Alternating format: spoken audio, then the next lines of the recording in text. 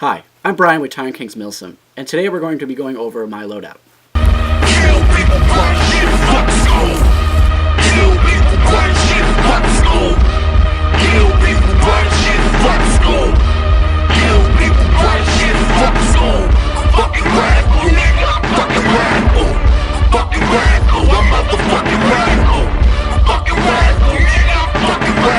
So the first thing I want to touch on are my weapons. I run a Krytac CRB as well as a Colt 1911, which is licensed by Cybergun and manufactured by KWC. They made it for their 100th anniversary. It's actually pretty nice. It's full steel. It's got a nice mock wood handle. It's polymer.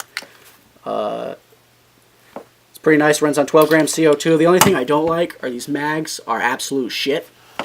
For some reason, it comes with one of those Allen key ones instead of the screw ones, and yeah, that cross-threaded really easy, and there's no way in hell I'm going to be able to get this CO2 thing out now, unless I have like a torque gun or some shit.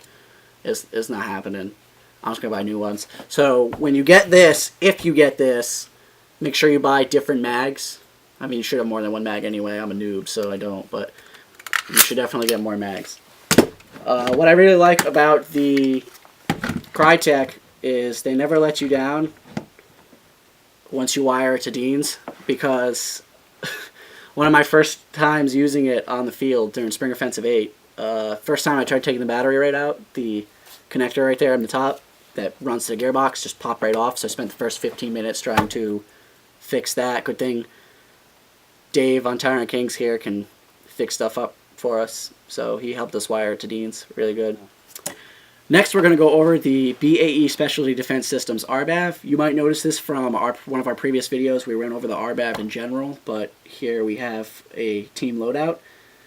What we have on the front here, which is required, is a 3x2 M4 mag pouch.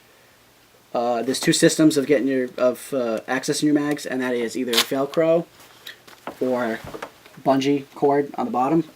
What's really good about the bungee cord, which I run on the front here, is that nobody can hear you changing mags, or if you're engaging with someone who can't really see you, they don't know you're changing mags. So simply to change this is just a Velcro strip right up here. So if you want to Velcro this, Velcro. If you don't want to Velcro, cover the Velcro up. Easy as shit. I also have an admin pouch where I keep a notepad with radio communication information in there. I also keep a Sharpie and any maps that I need for the fields I'll be playing in. On the side here, you'll notice I have a Plat Attack triple M4 mag pouch, which I run a Thunder V in. Sometimes smoke grenades. I also will run, if needed, a Nerf Vortex football, which we use as our anti-tank grenades. Rockets. Whatever the fuck you want to call them. Over here, I have my vertical BAE general purpose pouch. I use this to keep anything I need on hand. Just I need to grab a flashlight, a dead rag, smoke grenades, maybe an extra map, anything somebody might need really quick.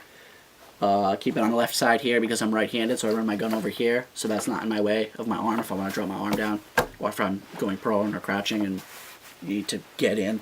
Shit happens. On the back, I have a horizontal GP pouch. It's the same as this one, it's just sideways.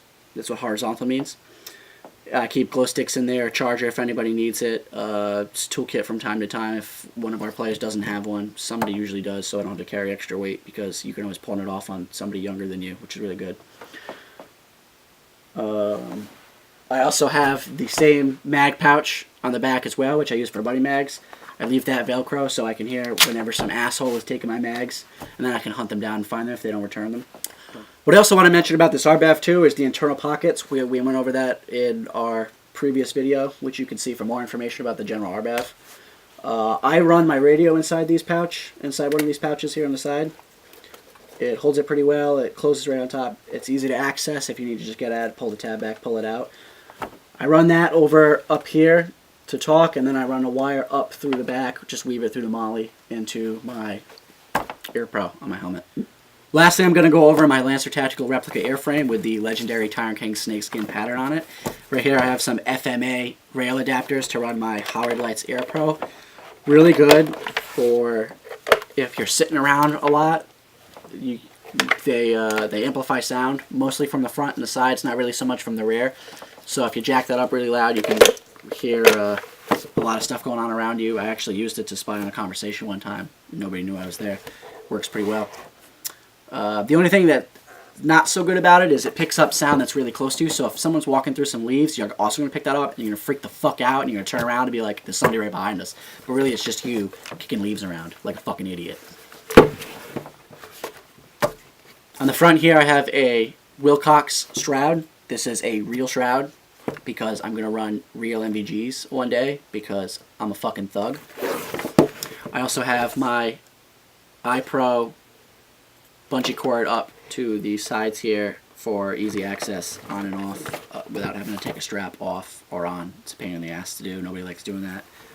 Pretty sure every member on our team either runs some form of goggles or these. If they're running these, they tend to cord them up.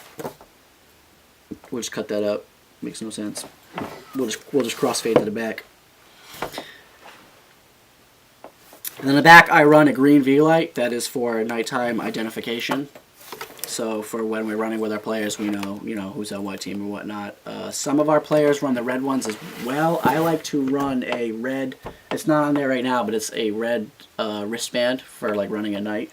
But I put it up here, so you can click that. It's not quite a V-light, but it was cheaper than one, so I went with it, and it works pretty good. It's pretty bright, so that's all that matters.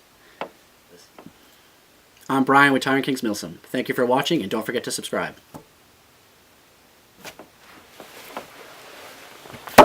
Dude, I'm fucking hot as...